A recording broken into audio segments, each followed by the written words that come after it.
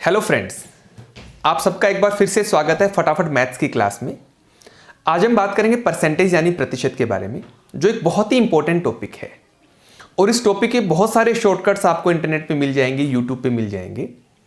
तो आज हम उसके कुछ ऐसे शॉर्टकट्स के बारे में बात करने वाले हैं जो आपको बहुत हेल्पफुल रहेंगे और कैसे दूसरों से अलग है वो भी मैं आपको बताऊंगा। तो सबसे पहले तो हम ये बात करेंगे कि परसेंटेज को फ्रैक्शन के अंदर और फ्रैक्शन को परसेंटेज के अंदर, मतलब प्रतिशत को भिन्न में और भिन्न को प्रतिशत में कन्वर्ट कैसे करना है। अब बहुत सारे वीडियोस आपको मिलेंगे जहां बोलेंगे आपको 1/1 से 1/2 से 1/15 तक याद करना है, परसेंटेज का फ्रैक्शन याद करना है, बट वो करना कैसे है, वही तो एक बहुत बड़ा काम है ना। तो आज मैं आपको वो भी सिखाऊंगा कि किस तरीके से आप आसानी से याद कर सकते हैं। उससे पहले हम बात करते हैं कि फ्रैक्शन और परसेंटेज यानी भिन्न और प्रतिशत के अंदर डिफरेंस क्या होता है। जैसे फॉर एग्जाम्पल, अगर हम कहें 1/4, 1/4, अगर मैं कहूं एक स्कूल में 1/4% स्टूडेंट जो है वो क्रिकेट खेलते हैं, इसका मतलब हर 4 में से एक स्टूडेंट क्रिकेट खेलता है। 1/4 का मतलब हर 4 में से एक स्टूडेंट क्रिकेट खेलता है। और प्रतिशत का मतलब होता है कि प्रति 100 में कितने खेलेंगे। तो अगर मुझे 100 में कन्वर्ट करना है तो मैं यहां भी 25 से मल्टीप्लाई करूंगा और ऊपर भी 25 से मल्टीप्लाई करूंगा, तो यह 25/100। तो इसका मतलब क्या हुआ कि 100 लोगों में 25, 100 स्टूडेंट्स में से 100 स्टूडेंट्स में से 25 स्टूडेंट्स जो है वो क्रिकेट खेलते हैं। तो ये हुआ परसेंट, क्योंकि पर 100 जो होता है वो होता है प्रतिशत। तो फ्रैक्शन हुआ 1/4, 1/4 मतलब 4 में से एक लोग। परसेंटेज हुआ प्रतिशत, 100 में से 25। अब फ्रैक्शन को परसेंटेज में कन्वर्ट करने का तरीका क्या होता है? सिंपल मेथड होता है, जस्ट आप 100 से मल्टीप्लाई कर दीजिए। तो 1/4 को 100 से मल्टीप्लाई करूंगा तो आएगा 25%। तो ये हमारा फ्रैक्शन को कन्वर्ट करने का फॉर्मूला हुआ परसेंटेज में। अब जैसा कि मैंने आपको कहा, बाकी लोग भी ये कहते हैं आपको वीडियोस में कि आपको 1/2, 1/3 ऐसे करते करते 1/15 या 1/16 तक आपको सभी फ्रैक्शन को परसेंटेज में कन्वर्ट करने का याद होना चाहिए कि वो वैल्यू क्या है। बट सच्चाई ये है कि इसको याद करना आसान भी नहीं होता। तो आज मैं आपको सिखाऊंगा इसको याद कैसे करना है, और अगर आप भूल भी गए तो आप बहुत जल्दी से कैसे इसको कन्वर्ट कर सकते हैं। तो आइए शुरुआत करते हैं। सबसे पहले लिखूं 1 या 1/1, इसको 100 से मल्टीप्लाई करूं, आपको पता ही हमेशा होता है 100% के बराबर। और ये कुछ आपको याद है, जैसे कि 1/2, 1/2 आपको पता है कितना होता है, 50% होता है, ये आपको याद है। 1/3 ये कितना है, ये भी आपको याद होगा, 33 होल 1/3%। और 1/4 भी आपको याद होगा, इसको 100 से मल्टीप्लाई किया तो ये आया 25%। और 1/5 भी आपको आसानी से याद होगा, इसको इंटू 100 करें तो आता है 20%। तो ये 1/2, 1/3, 1/4, 1/5 ये आपको बहुत ही आसानी से याद होते हैं। अब इससे आगे चलते हैं, हम बात करते हैं 1/6। देखिए, अब इन्हीं से हम बाकी फॉर्मूलाज बनाने वाले हैं। अगर पहले हम देखें 1/6, तो 1/6 आप देखो तो 1/2 को अगर मैं 3 से डिवाइड कर दूं तो 1/6 आता है। और 1/2 हमें पता है 50% होता है।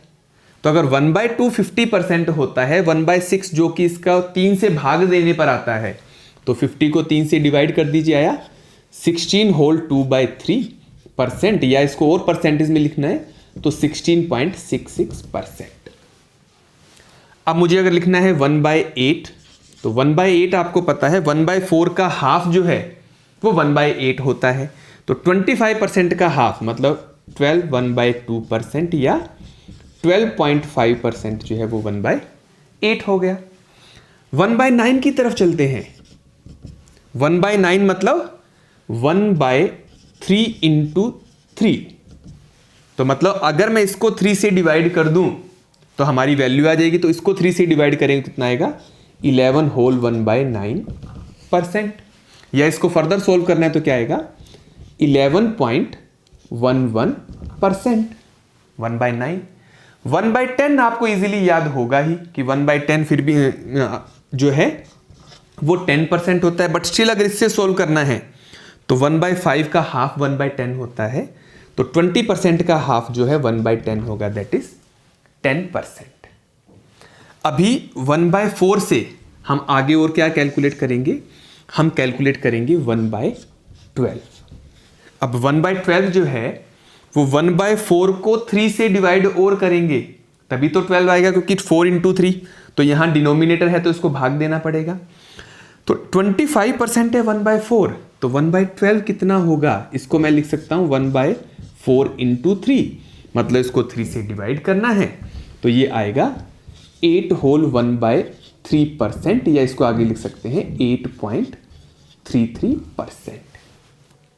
ऐसे ही अगर हमें लिखना हो 1/14, 1/14, तो ये अब आपको डायरेक्टली पता है, इसको 7 से डिवाइड करना पड़ेगा, तो 7 से डिवाइड करूंगा तो आएगा 7 होल 1/7%, या 7.14%, तो 1/14 भी हो गया। चलिए अब हम बढ़ते हैं 1/15 की तरफ, 1/15। तो 1/15 जो है वो 1/5 × 3, मतलब 3 डिनोमिनेटर में तो 3 से भाग देना है, तो ये आएगा 6 होल 2/3%, या 6.66%। तो अभी आप देख लिए 1/2, 3, 4, 5, 6, लेकिन अभी हमारा बचा है 1/7। इसको हमें डायरेक्टली कैलकुलेट करके याद रखना पड़ेगा, 100 से मल्टीप्लाई किया तो ये वैल्यू आएगी 14 होल 2/7%, या इसको हम लिख सकते हैं 14.28%। देन 8 हमने किया, 9, 10, देन 1/11 हमें याद रखना पड़ेगा, तो multiplied by 100 is equal to 9 whole 1/11%, या इसको हम लिख सकते हैं 9.09%। 1/12 हो चुका है, 1/13 भी हमें याद रखना पड़ेगा, इसको हमें नॉर्मली मल्टीप्लाई करना है 100 से, तो यह है 7 होल 9/13%, या इसको हम लिख सकते हैं 7.69%। तो देखिए हमने 1/2 से लेके 1/15 तक के सभी फ्रैक्शंस को परसेंटेज में कन्वर्ट करना सीख लिया है। ये अगर आपको अच्छे से याद है, मैं फिर से बोलूंगा, याद आपको सभी करना है, बट याद करने का तरीका जब आपको पता है तो आप बहुत ही इजीली ये कैलकुलेशन कर सकते हो और बहुत ही आसानी से 1/15 तक के फ्रैक्शन को परसेंटेज में कन्वर्ट करना आप याद रख सकते हैं। तो अभी हम बात करेंगे कि परसेंटेज को फ्रैक्शन में कैसे कन्वर्ट करना है, प्रतिशत को भिन्न में कैसे कन्वर्ट करना है। हाँ तो फ्रेंड्स, अब हम बात कर रहे हैं परसेंटेज को फ्रैक्शन में कैसे कन्वर्ट करते हैं, प्रतिशत को भिन्न में कैसे बदलते हैं। तो अगर मैं फॉर्मूले की बात करूं तो देखिए, लेट्स से 10% है, इसको कन्वर्ट करना है भिन्न के अंदर, फ्रैक्शन के अंदर, तो इसको सिंपली 100 से डिवाइड करना है, 100 से भाग कर देना है और वैल्यू आएगी 1/10। ये आपका 10% का फ्रैक्शन वैल्यू हो गई। तो ये तो बहुत ही आसान हुआ। अब हम क्या है, अलग अलग ग्रुपिंग की बात करेंगे जिससे आपको बहुत ही आसानी से ये भी याद हो जाएगा। तो अगर हम शुरुआत करें 20%, तो आप देखिए 20% 10% का डबल है, तो अगर इसको 2 से मल्टीप्लाई कर दें तो फ्रैक्शन में कन्वर्ट हो जाएगा। तो उसको 2 से मल्टीप्लाई किया मतलब 2/10, या इसको हम लिख सकते हैं 1/5। ऐसे ही 30% जो है वो 10% का 3 टाइम्स है, 3 गुना है, तो यहां 3 से मल्टीप्लाई कर दीजिए तो 3/10। 40% 10 का 4 टाइम है, तो 4 टाइम मतलब 4/10 मतलब 2/5। 50% तो वैसे तो आपको डायरेक्टली ही याद होगा, 50/100 1/2 होता है, बट यहां से भी आप देख सकते हैं 5 से गुना करेंगे तो मतलब 5 से 10 कट के 1/2। 60%, तो यहां 6 से मल्टीप्लाई करेंगे तो 6/10 मतलब 3/5। 70% इट विल बी 7/10, क्योंकि 7 से मल्टीप्लाई दोनों तरफ। 80% मतलब दोनों तरफ 8 से मल्टीप्लाई, तो यहां आएगा 8/10 मतलब 4/5। और 90% इज इक्वल टू 9/10, क्योंकि दोनों तरफ 9 से मल्टीप्लाई करेंगे। तो हमने 10 के मल्टीपल का बहुत ही आसानी से देख लिया। अभी हम आगे बढ़ते हैं। नेक्स्ट अगर हम देखते हैं कि जब 10% जो है वो 1/10 है, तो 5% कितना होगा? 5% 10% का आधा है, तो यहां इसको 2 से डिवाइड कर दो तो कितना आएगा? 1/20। तो अब देखिए आपके पास 5% आ गया, तो 5 के मल्टीपल में आप सभी निकाल सकते हैं। अगर 5% 1/20 है तो 15% कितना होगा? 5 का 3 गुना, 3 टाइम्स 15 होता है, तो यहां भी 3 से मल्टीप्लाई कर दीजिए, 3/20। 25% कितना होगा? वैसे तो डायरेक्टली भी कर सकते हैं 25%, बट यहां अगर 5 से मल्टीप्लाई करते हैं तो 5/20 मतलब 1/4। अब 25 की हेल्प से आगे बढ़ते हैं। अगर 25% जो है वो 4 है तो 75% कितना होगा? 25 का 3 टाइम 75, तो 1/4 का 3 टाइम 3/4। और अगर हम बात करें 12.5%, जो अपने आप में एक अलग ग्रुप है, इसका स्पेशली ध्यान रखिएगा, बहुत इंपॉर्टेंट है, ध्यान से सुनिएगा। 25% का हाफ, आधा होता है 12.5, तो 1/4 का आधा कितना होगा? जब मैं 1/4 को 2 से डिवाइड करूंगा तो मल्टीप्लाई हो जाएगा 1/8। 12.5 अगर 1/8 है तो 37.5% कितना होगा? जो कि इसका 3 गुना है, तो यहां भी 3 से मल्टीप्लाई कर दीजिए, 3/8। 62.5% कितना होगा? ये 12.5 का 5 टाइम्स है, तो यहां भी 5 से मल्टीप्लाई कर दीजिए, 5/8। और 87.5% कितना होगा? ये इसका 7 टाइम्स है 12.5% का, तो यहां 7 से मल्टीप्लाई कर दीजिए, 7/8। तो आप देखिए कुछ परसेंटेज आपको याद होने से बाकी परसेंटेज को फ्रैक्शन में आप बहुत ही आसानी से कन्वर्ट कर सकते हैं।